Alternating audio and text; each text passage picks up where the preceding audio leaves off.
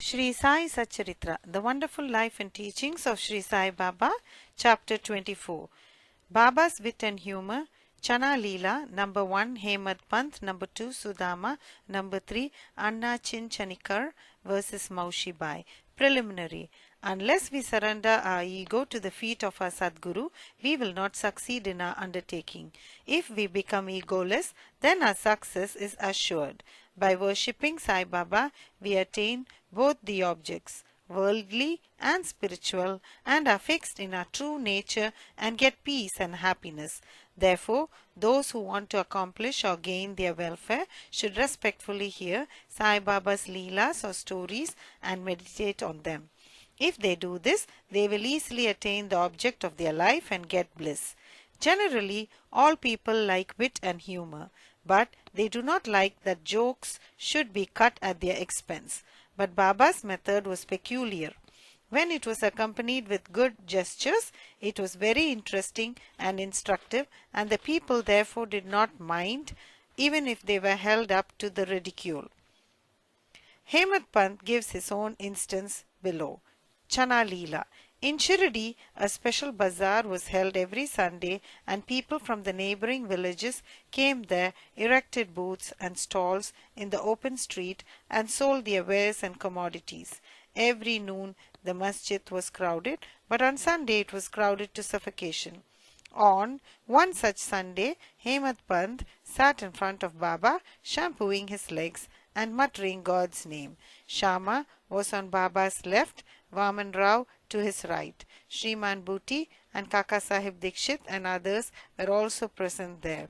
Then Shama laughed and said to Anna Sahib, "See that some grains seem to have stuck to the sleeve of your coat." So saying, he touched the sleeve and found that there were some grains. Hemad Pant straightened his left forearm to see what the matter was, and to the surprise of all, some grains of gram came rolling down and were picked up by the people who were sitting there.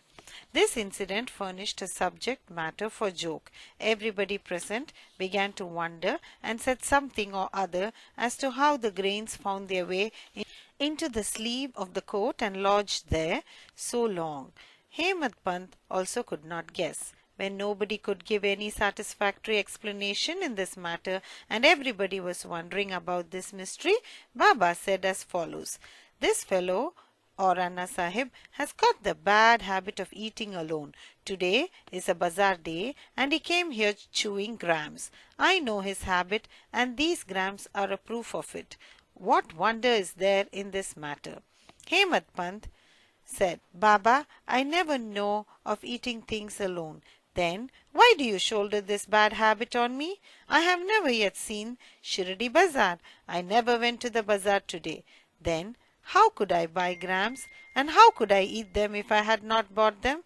I never eat anything unless I share it with others present around me at the time of my meals." Baba said, "It is true that you give to the persons present. But if none be nearby, what could you or I do? But do you remember me before eating? Am I not always with you? Then do you offer me anything before you eat?" Moral.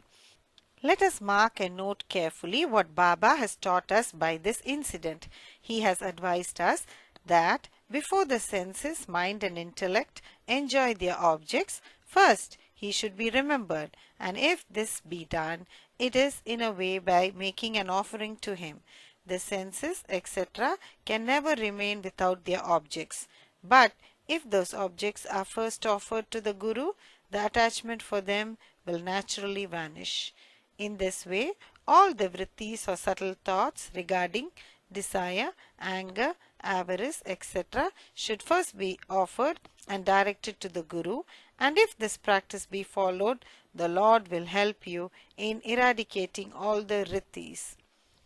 When before enjoyment of the objects you think that Baba is present, the question whether the object is fit to be enjoyed or not will at once arise. Then the object that is not fit to be enjoyed will be shunned, and in this way our vicious habits or vices will disappear and our character will improve. Then love for the Guru will grow and pure knowledge will sprout up. When this knowledge grows, the bondage of body consciousness, that we are the body, will snap and our intellect will be merged in spirit consciousness, that we are the spirit. Then we shall get bliss and contentment. There is no difference between Guru and God. He who sees any difference in them finds God nowhere.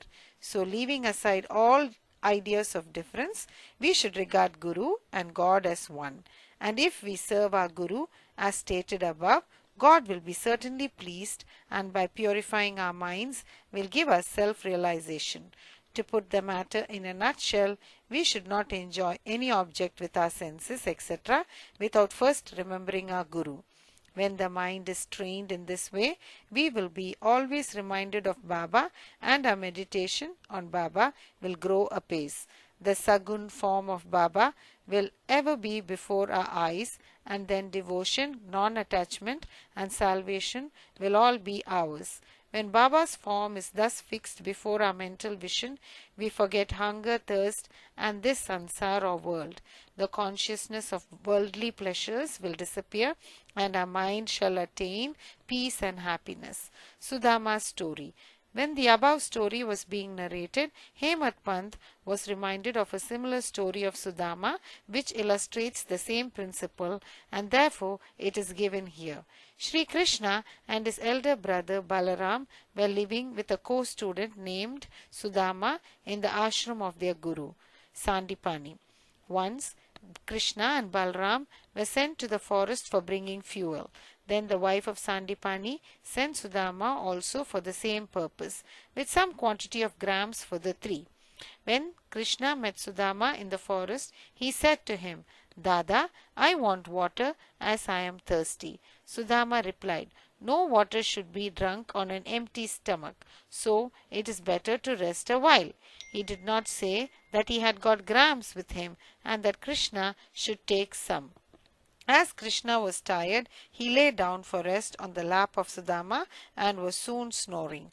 On seeing this, Sudama took out the grams and began to eat. Then Krishna suddenly asked him, "Dada, what are you eating? What is this chitter-chatter sound?" He replied, "What is there to eat? I am shivering with cold and my teeth are chattering. I can't even repeat Vishnu Sahasranam." Hearing this, the omniscient Krishna said, "I just had a dream in which I saw a man eating things of another, and when asked about this, he said, 'What dust should he eat?' meaning thereby that he had nothing to eat." The other man said, "Let it be so. Dada, this is only a dream. I know that you won't eat anything without me under the influence of the dream. I asked you what you were eating." If Sudama had known the omniscient Sri Krishna and his Leelas, he would not have acted as he did. Therefore, he had to suffer for what he did. Though he was a chum of Sri Krishna, he had to pass his later life in utter poverty. But when he later offered Krishna a handful of parched rice earned by his wife with her own labor, Krishna was pleased and gave him a golden estate to enjoy. This story should be remembered by those who have the habit of eating things alone without partaking them with others. The Shruti also emphasizes this lesson and asks us to offer things first to God and then enjoy them after they are renounced by Him. Baba also has taught us the same lesson in his inimitable and humorous way. Anna Chinchanikar versus Maushibai. Hemad Pant now describes another witty incident in which Baba played a peacemaker's part. There was a devotee by name Damodar Ganesham Babare, alias Anna Chinchanikar. He was simple, rustic and straightforward. He cared for nobody, always spoke plainly and carried all dealings in cash. Though he looked outwardly harsh and uncompromising, he was good-natured and guileless. So Sai Baba loved him. One day, like others, serving Baba in their own way, this Anna was shampooing the left arm of Baba, which rested on the katada or railing. On the right side, one old widow named Venubai Gujalgi, whom Baba called mother and all others called Maushibai, was serving Baba in her own way. This Maushibai was an elderly woman of a pure heart. She clasped the fingers of both her hands round the trunk of Baba and was at this time massaging Baba's abdomen. She did this so forcibly that Baba's back and abdomen became flat and Baba moved from side to side. Anna on the other side was steady, but Maushi Bai's face moved up and down with her strokes. Once it so happened that her face came very close to Anna's. Being of a witty disposition, she remarked, "Oh, this Anna is a livid fellow. He wants to kiss me. Even being so old with grey hair, he feels no shame in kissing me." These words enraged Anna, and he pulled up his sleeves and said, "You say that I am an old bad fellow. Am I quite a fool? It is you who has picked up a quarrel with me." All the persons present there were enjoying this encounter between them. Baba, who loved both of them equally and wanted to pacify them, managed the affair very skillfully. Lovingly he said, "Oh Anna, why are you unnecessarily raising this hue and cry? I do not understand what harm or impropriety is there when the mother is kissed." Hearing these words of Baba, both of them were satisfied, and all the persons laughed merrily and enjoyed Baba's wit to their hearts' content. Baba's characteristics, his dependency on bhaktas. Baba allowed his devotees to serve him in their own way and did not like any other persons interfering in this. To quote an instance, the same Maushi Bai was on another occasion kneading Baba's abdomen. Seeing the force used by her, all the other devotees felt nervous and anxious. They said, "Oh mother, be more considerate and moderate. Otherwise you will break Baba's arteries and nerves." At this, Baba got up at once from his seat and dashed his satka on the ground. He got enraged and his eyes became red like live embers. None dared to stand before Baba. Then he took hold of one end of the satka with both hands and pressed it in the hollow of his abdomen. The other end he fixed to the post and began to press his abdomen against it. The satka, which was about 2 or 3 feet in length, seemed all ready to go into the abdomen, and the people feared that the abdomen would be ruptured in a short time. The post was fixed and immovable, and Baba began to go closer and closer to it and clasped the post firmly. Every moment the rupture was expected, and they were all dismayed, did not know what to do, and stood dumb with wonder and fear. The other devotees wanted only to give a hint to the Maushi Bai to be moderate in her service and not cause any trouble or pain to Baba. They were surprised to see that their well-intentioned effort had resulted in this crisis, and they could do nothing but to wait and see. Fortunately, Baba's rage soon cooled down. He left the satka and resumed his seat. From this time onward, the devotees took the lesson that they should not meddle with anybody, but allow him to serve Baba as he chooses, as he was capable to gauge the merits and worth of the service rendered unto him. Bow to Sri Sai, peace be to all.